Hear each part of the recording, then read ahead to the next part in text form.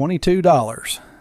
That was the price the auctioneer called out for a crate of Nevada silver ore samples nobody in Millstone, Wyoming wanted, and Silas Bennett was the only man fool enough to bid on it, mostly because he was bored and the saloon smelled better than the street. He had not meant to end up at the Gold Ridge Saloon that afternoon in the summer of 1878. He had ridden in from his spread 6 miles north to settle an account at the feed store, and the heat had chased him indoors before he made it 2 blocks.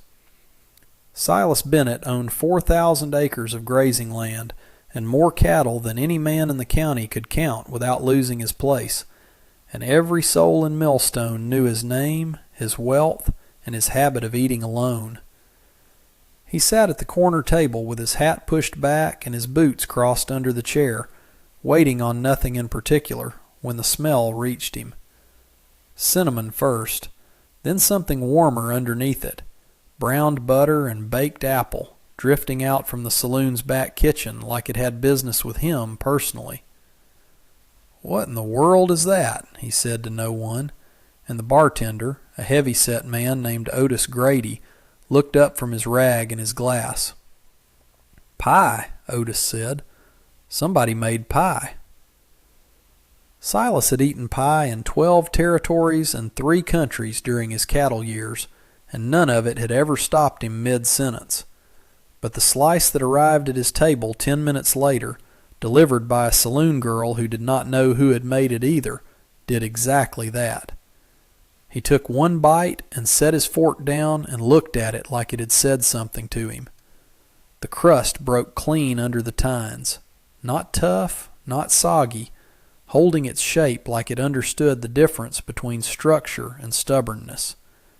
The apples underneath had been sliced thin and cooked slow, spiced with something that was not quite cinnamon alone, something that carried a warmth he could not place, and the sweetness was restrained in a way that let the fruit still taste like fruit. He ate the whole slice in silence, and then sat there with the empty plate in front of him like a man who had been told a secret and did not yet know what to do with it. "Who made this?" he said, and his voice came out rougher than he intended. Otis shrugged. "Kitchen girl. Comes in through the back most days. Does the washing, does some of the cooking when Delacroix's wife is feeling poorly. Don't know her name off the top of my head." "Get her out here." "She don't come out front." Silas stood up so fast the chair scraped the floor loud enough to turn 3 heads at the bar. "Get her out here," he said again, and this was not a request a man like Silas Bennett had to make twice in his own county, but Otis just looked uncomfortable and did not move. "Mr. Bennett, she's Chinese," Otis said, like that explained something, and in Millstone in 1878, to a certain kind of man, it did. "Delacroix don't like her out front where the paying customers can see her. Bad for business, he says." Something in Silas went still and cold, the way it did right before he made a decision he would not walk back. He had grown up poor in Missouri before the war made him rich in ways that had nothing to do with virtue, and he still remembered what it felt like to be a man other people decided was worth less than his labor. He did not say any of that to Otis. He just reached into his coat, pulled out a silver dollar, set it on the bar, and said, "Tell her whoever made that pie just made the finest thing I've eaten in 11 years, and I'd be obliged to thank her myself." But Otis did not move fast enough, and the saloon's owner, a thin, sharp-faced man named Reginald Delacroix, had already come out from the back hall wiping his hands on his apron, drawn by the sound of a chair scraping and a rich man's raised voice. "Mr. Bennett," Delacroix said, all smiles and no warmth behind them. "Something wrong with the service?" "Something's right with the pie," Silas said. "I want to know who made it." Delacroix's smile did not move, but something behind his eyes did. "Just kitchen help, Mr. Bennett. Nothing you need trouble yourself with." He did not yet know that the woman in that kitchen had buried a husband, crossed an ocean twice, and survived things that would have broken most men he called friends, and that by the time the summer ended, his own name would mean nothing to her at all. The kitchen door swung open before Delacroix could stop it, pushed by a woman carrying a stack of clean plates, and she stopped cold when she saw the crowd of eyes suddenly on her. She was perhaps 35 years old, small and straight-backed, dressed plain in gray cotton, with her black hair pinned tight against the heat of the kitchen. Her hands, Silas noticed first, before anything else, were the hands of someone who had worked every day of her life, knuckles reddened, a burn scar healed pale along one wrist. But her eyes, when they finally settled on him, did not look away, and that was the thing that struck him hardest. Every other person in that room who worked for Delacroix looked at the floor when a rich man raised his voice. She looked directly at Silas Bennett, like she was deciding whether he was worth her trouble. "You made the pie," Silas said. "I did," she said. Her English carried an accent, careful and precise, the kind that came from someone who had learned the language as an adult and refused to let it beat her. "Is something wrong with it?" "No," Silas said, and for the first time in longer than he could remember, he did not know exactly what to say next. "No, ma'am. It's the finest thing I've eaten in 11 years. What's your name?" "Sulan," she said, after a pause that told him she was weighing whether the question was safe to answer. "Sulan Chen." Delacroix stepped forward with the particular smoothness of a man trying to smooth over something before it grew teeth. "She's got work to finish in the back, Mr. Bennett, if you'll excuse her." "I'll pay for the pie," Silas said. "The whole pie, whatever's left of it, and I'll pay for a dozen more if she'll make them. 50 cents a pie, and I'll take them for my own table." The room went quiet enough to hear the flies working the windowsill. 50 cents was more than a full day's wage for most working women in the territory, and every man at the bar knew it. Delacroix's jaw tightened. "That's a generous offer, Mr. Bennett, but she works for me." "Then I'll pay you," Silas said, "and you'll pay her fair, or I'll take my business, and every dollar of my cattle contracts, somewhere else in this county that knows how to treat the people who work for it." Sulan said nothing through any of this, but Silas watched her hands, still holding the stack of plates, tighten just slightly around the edges, and he understood that she had heard men make promises about her before and had learned not to trust the sound of them until they were kept. That evening Silas rode home with a full pie wrapped in cloth on the seat beside him, and he did not touch it again until he had washed and sat down alone at his own table, because something about eating it in that saloon had felt like eating in front of an audience that had no business watching. He ate the rest of it slow, by lamplight, and when he was done, he sat there a long while thinking about a woman with reddened hands who had looked him dead in the eye instead of at the floor. But the thing that stayed with him longest was not the pie at all. It was the look on her face when Delacroix told him she worked in the back. Not shame, something colder and more practiced than shame, the look of a person who had built a wall a long time ago and maintained it daily. He rode back into Millstone 3 days later, and this time he did not stop at the saloon. He went to the county clerk's office instead and asked the question that surprised even himself when the words left his mouth, which was how a man could go about hiring domestic help for a working ranch, and whether a woman working under another man's roof could take other employment if she chose to. The clerk, an older man named Whitfield, who had known Silas since before the war made him rich, looked at him over his spectacles for a long moment. "This about the Chinese woman making pies down at Delacroix's place? Whole town's talking about it." "Might be," Silas said. "She's a widow," Whitfield said. "Husband died on the railroad grade 3 years back, out past Elko. Come here after, works for Delacroix because there wasn't much else offered to her. Woman like that, foreign, widowed, no family in the territory. She takes what work she can get and keeps her head down. That's survival out here, not choice." "She doesn't strike me as a woman who keeps her head down," Silas said. Whitfield almost smiled. "No, I don't suppose she does. Delacroix's had trouble keeping girls in that kitchen because of it. She won't take insult quiet. Cost her a beating once from a drunk customer before Delacroix finally ran the man off, and only because it was bad for business, not because he cared what happened to her." Something in Silas's chest went tight and hot at that, a feeling he did not examine too closely because he did not like where it led. He went back to the saloon the following week, and this time he waited outside the kitchen door in the alley until Sue Lan came out to empty the ash bucket, and when she saw him standing there she stopped, wary, one hand still on the bucket handle like she might need it as a weapon. "Mr. Bennett," she said. "I have a proposition," Silas said, and then, hearing how that sounded, added quickly, "A business proposition. I own a ranch 6 miles north.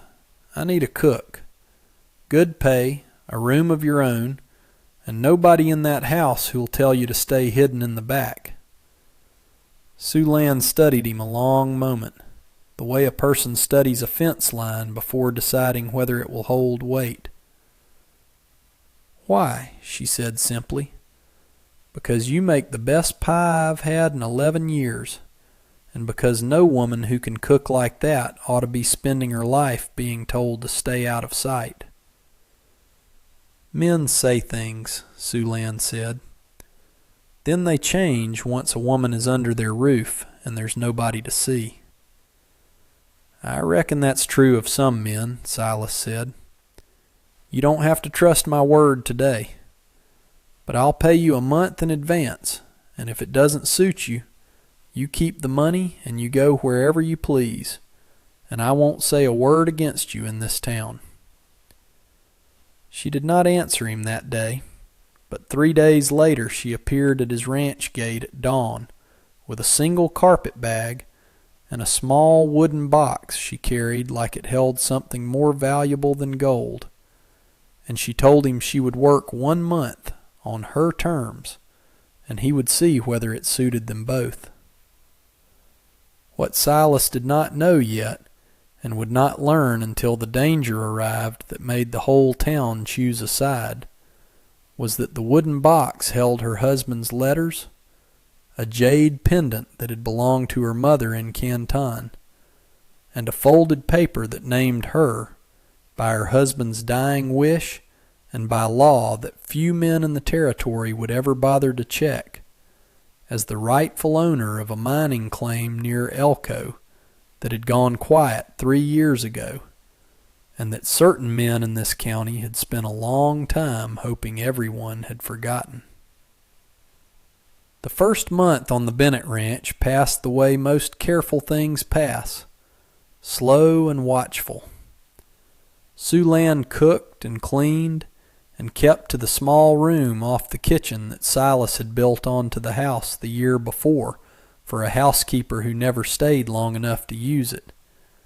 And in the evenings she sat on the back step with a cup of tea and watched the sky change color over the grazing land. And Silas learned not to interrupt her when she did. He learned other things too, that she did not like to be thanked in front of the ranch hands because it drew attention she did not want, that she kept the wooden box locked and never spoke of what was inside it, that she had a way of going quiet and still whenever a stranger rode up the drive, watching them with the particular alertness of a person who had learned the hard way that not every visitor comes in peace. But she also laughed, rarely and only when she thought no one was listening close, at the sight of the ranch dog stealing biscuits off the cooling rack. And she hummed while she worked in a language Silas did not know, but liked the sound of anyway. And slowly, without either of them naming it, the ranch house began to feel like something more than a place where a rich man slept alone. The trouble started in July, when a man named Otto Kessler rode up to the Bennett gate with 2 hired men behind him and a folded document in his saddlebag that he claimed gave him rights to a mining claim near Elko, filed under the name of one Wen Chin, deceased. Silas came out onto the porch to meet them, and Sulan stood in the kitchen doorway behind him, her face gone carefully blank in a way Silas had come to recognize as fear wearing the mask of calm. "I'm looking for the widow of Wen Chin," Kessler said. He was a broad man with a soft voice that did not match the hardness in his eyes, and he spoke the way men speak when they are certain the law is on their side and intend to use it as a weapon. "There's a silver claim registered to her late husband. Under territorial law, unworked claims revert to the county after 3 years, unless the widow can prove continuous residency and intent to work it herself. I've filed to take it over as abandoned property." "The claim isn't abandoned," Sulan said, stepping out onto the porch before Silas could answer for her, and her voice, when it came, was steadier than her face had suggested a moment before. "I have my husband's papers. I intend to work it." Kessler's smile was thin. "A woman working a silver claim alone? Territorial court's not likely to look kindly on that particular claim, ma'am, given your circumstances." "Given her circumstances," Silas repeated, and something in his voice made one of Kessler's hired men shift his weight. "You mean given that she's a widow, or given that she's Chinese?" "I mean given that the law requires proof," Kessler said, "and I doubt she has any that would hold up in front of a territorial judge who's never seen a paper written in her hand before." But he did not yet know that Sulan Chin had spent 3 years since her husband's death learning every word of territorial mining law from a borrowed law book she had taught herself to read English well enough to understand, precisely because she had known a day like this one was coming. "I have the original claim filing," Sulan said, "signed by my husband and witnessed by the county recorder in Elko, and I have letters showing continuous correspondence about the claim's development, and I have a bill of sale for mining equipment purchased 18 months ago and stored at the site. If your filing claims abandonment, Mr. Kessler, you will find the law does not agree with you." Kessler's jaw tightened, the first crack in his composure, and Silas watched the man recalculate whoever he had assumed Sulan Chin to be against the woman actually standing in front of him. "We'll let the territorial court sort that out," Kessler said finally. "Court convenes in Millstone in 3 weeks. I'd advise you to have those papers in better order than your English, ma'am, because I intend to win this claim." He rode off with his men, and the dust had not even settled before Silas turned to Sulan, his voice low. "How much is that claim worth?" "I don't know yet," she said. "My husband believed it would produce before he died. He never got the chance to work it properly."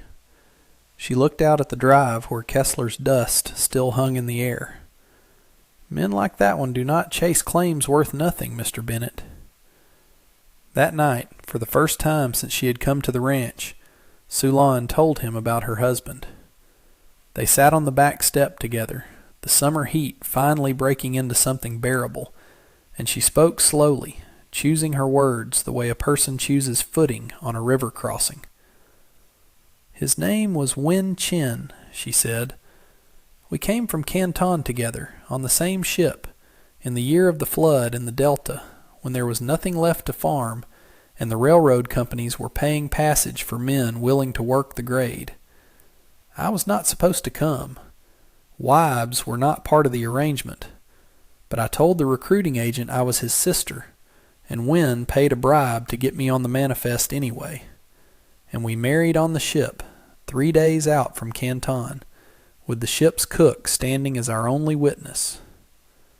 "He worked the railroad," Silas said, remembering what Whitfield had told him. 7 years, Sulan said, blasting rock through mountains that did not want to be moved. He saved every dollar he could and never spent one on comfort, because he told me the railroad work was not going to be his whole life, only the beginning of it. When the grade near Elko was finished, he took his savings and filed the mining claim. He believed there was silver in that hillside worth more than either of us had ever seen. He was right, but he never lived to prove it. What happened to him? A rock fall, she said, and her voice did not break, but it went very quiet. In the 3rd month of working the claim. I was not there. I was in town buying supplies. By the time I reached him, there was nothing left to do but bury him. She looked down at her hands, the reddened knuckles, the pale scar along her wrist. Men in this territory believe a widow with no family and no English cannot hold a claim. I have spent 3 years proving them wrong, one small fight at a time. Silas sat with that a long moment before he spoke again. You're not fighting this one alone, he said. You don't owe me that, Mr. Bennett. Silas, he said, and I'm not offering out of owing. I'm offering because I've watched you stand your ground against men twice your size for 3 months now, and I'd be a fool not to want to keep standing beside you while you do it. Sulan looked at him then, really looked, in a way she had not allowed herself since the day she arrived at his gate with her carpet bag and her locked wooden box. You barely know me, she said. I know you make the finest apple pie in the territory, he said, and I know you stood in front of a man twice your size today and quoted mining law at him without your voice shaking once. And I know that every evening for 3 months you've sat on this step and watched the sky like you were still deciding whether it was safe to stay. I'd like to give you a reason to stop deciding. She did not answer him that night, but she did not pull her hand away when it found his on the porch step, and that, Silas thought, was answer enough for now. But the danger was not finished, and the following week it arrived in a form neither of them expected. Otto Kessler was not a man who liked to lose, and he had not built his fortune buying land and claims across 3 counties by relying only on courtrooms when other methods were faster. 3 nights before the territorial court was set to convene, the grain barn on Silas Bennett's ranch caught fire in the small hours of the morning, and by the time the hands got water on it, half the season's feed stores were ash. Silas found the evidence himself in the gray light before dawn, kicking through the wreckage with a lantern held low. A coal oil can, empty, tossed carelessly near the barn's back wall, the kind no honest accident left behind. This wasn't lightning, he said to his foreman, a weathered man named Otis Farrow who had worked the Bennett spread for 11 years. Somebody set this. Kessler, Farrow said, and it was not a question. Can't prove it, Silas said, but I don't need to prove it to know it. He rode into Millstone that morning with his jaw set and found Sulan already awake in the kitchen, her face pale when he told her what had happened. This is because of me, she said. This is because of a man who can't win an honest fight, Silas said. Don't you carry that. But 2 days later, the second and larger danger arrived, when Kessler's hired men caught Sulan alone on the road back from town, where she had gone to file additional documentation with the county clerk. They blocked the road with their horses, and the larger of the 2 men, a broad-shouldered hire named Boyd Sutter, leaned down from his saddle with a look on his face that made clear this was no accident either. Mr. Kessler thought you might want to reconsider your claim, Sutter said. Save everyone the trouble of court. Get out of my way, Sulan said, and her voice did not shake, though her hands, gripping the wagon reins, had gone white at the knuckles. Territorial court's a long way off, Sutter said, walking his horse closer, close enough that the wagon horse shied and stamped. A lot can happen to a woman traveling alone before then. What Sutter did not know, and what Sulan had never told anyone in Millstone except her husband, was that she had spent 3 years since Wynn's death learning more than mining law from that borrowed book. She had also learned, from a Chinese laborer camp near Elko where an old man taught defense to anyone willing to work for the lesson, how to move a person twice her size off balance using nothing but leverage and the moment they underestimated her. Sutter reached for the wagon's bridle, and in the half-second his weight shifted forward off his saddle, Sulan brought the flat of the buggy whip down hard across his horse's flank. The animal reared, throwing Sutter off balance and half out of his seat, and in the same motion Sulan snapped the reins and drove her wagon straight through the gap between the two riders before either man could recover, leaving Sutter cursing in the dust behind her. She did not stop until she reached the Bennett ranch, and when she told Silas what had happened, something in his face went as cold and still as she had ever seen it. "That's enough," he said. "That's the last time any man in this county lays a hand towards you and rides away from it." He rode into Millstone that same afternoon and went straight to the territorial marshal's office, and for the first time in the whole affair, Silas Bennett's name and fortune worked exactly the way such things were meant to work in 1878, opening doors that would have stayed shut to anyone else. He filed a formal complaint of assault and attempted intimidation against Boyd Sutter, and by extension against Otto Kessler, and he made it plain to every man in that office that his cattle contracts, his grazing leases, and every dollar of business he brought to Millstone would go elsewhere in the territory if the matter was not investigated properly. The marshal, a careful man named Hollis Vane, who had no particular love for Kessler to begin with, rode out to the mining camp near Elko himself 2 days later, and what he found there settled the matter faster than any courtroom could have.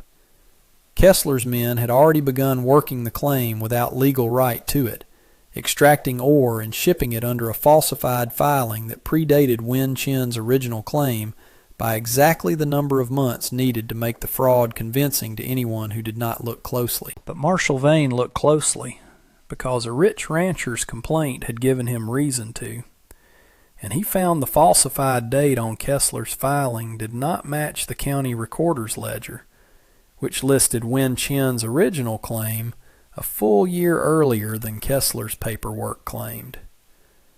Fraud against a territorial land filing was not a matter any judge in the region would look past, not even for a man with Kessler's money. 3 weeks later, when territorial court convened in Millstone, it was not to decide whether Sulan Chin retained her claim. It was to determine the penalty against Otto Kessler for fraud, forgery, and the assault charge that Marshal Vane had built against Sutter, with 3 witnesses from town who had seen the confrontation on the road and had finally, with Silas Bennett's name behind the complaint, found the courage to say so. Kessler paid restitution that emptied a significant portion of his fortune and left the county entirely before the summer was out, unable to hold his head up among men who now knew what he had tried to do to a widow with no family to protect her. Sulan Chin's claim was confirmed, clean and undisputed, in the territorial record. Autumn came to Millstone the way it always did, sudden after the long summer heat, the cottonwoods along the creek turning gold almost overnight. 3 months had passed since the territorial court settled the Kessler matter, and the Bennett ranch had changed in ways the whole county had taken notice of. The mining claim near Elko had begun producing within 2 months of the court's ruling, a vein of silver ore rich enough that Sulan had hired 4 men to work it properly. Honest wages and fair hours, the kind of operation her husband had dreamed of building before the rockfall took him. She split her time between the claim and the ranch, and more than one person in Millstone had commented that Sulan Chin once dismissed as kitchen help too foreign to be seen out front, now employed more men than half the businesses on the main street. The Gold Ridge Saloon, meanwhile, had fallen on harder times. Word travels in a small territory, and word of how Reginald Delacroix had tried to keep a woman hidden in his kitchen, and how Otto Kessler had tried to steal what was rightfully hers, had traveled fast enough that both men found their reputations worth considerably less than they had been in June. Delacroix had lost enough regular customers, including every hand on the Bennett payroll, that he was said to be considering selling the saloon outright before winter. On a clear afternoon in late September, Silas Bennett stood on his own porch and watched Sue Lan walk up from the kitchen garden with an apron full of the last apples of the season, and something settled in his chest that he had been circling for 3 months without saying aloud. "I've been thinking," he said, "about that pie." Sue Lan raised an eyebrow at him, setting the apples down on the porch rail. "You've been thinking about pie for 3 months." "I've been thinking about the day I first tasted it," he said, "and how I told a whole saloon full of strangers I'd pay 50 cents a slice for it, and every one of 'em thought I was talking about pastry." "Weren't you?" "No, ma'am," he said. "I don't believe I was." He reached into his coat pocket, and what he brought out was not money at all, but a small ring, plain gold, the kind a working rancher could afford without ostentation and without apology. "I'm not asking you to be my cook anymore," Silas said. "I'm asking you to be my wife. Not because you make the finest apple pie in the territory, though you do. Because you stood in front of men twice your size in a courtroom and on a dusty road, and never once looked at the ground when they told you that you should. Because you've built something out of nothing for the second time in your life, and I would count myself fortunate to spend the rest of mine watching you build the third." Sue Lan was quiet a long moment, looking at the ring and then at him, and Silas saw in her face the particular stillness of a woman deciding whether it was finally, truly safe to stop guarding what she had built alone. "My husband once told me," she said slowly, "that the hardest part of starting over was not the work.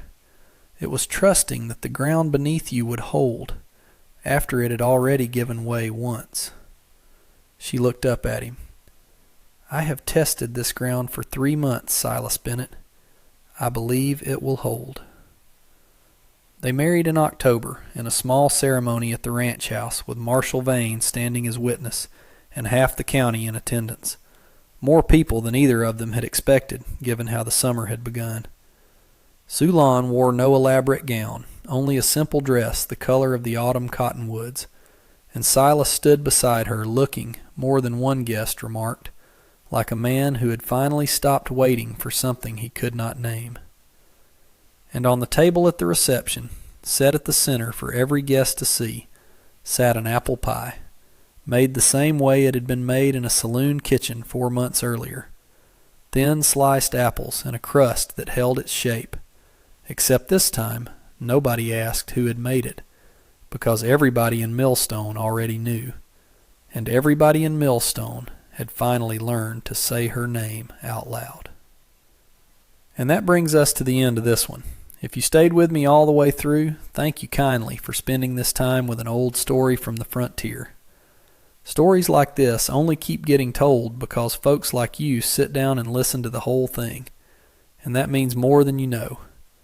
If you enjoyed it, go ahead and give that like button a tap. And if you're hungry for more tales from the Old West, go ahead and subscribe so you don't miss the next one when it comes around. Until then, take care of yourself, and thank you again for being here with me today.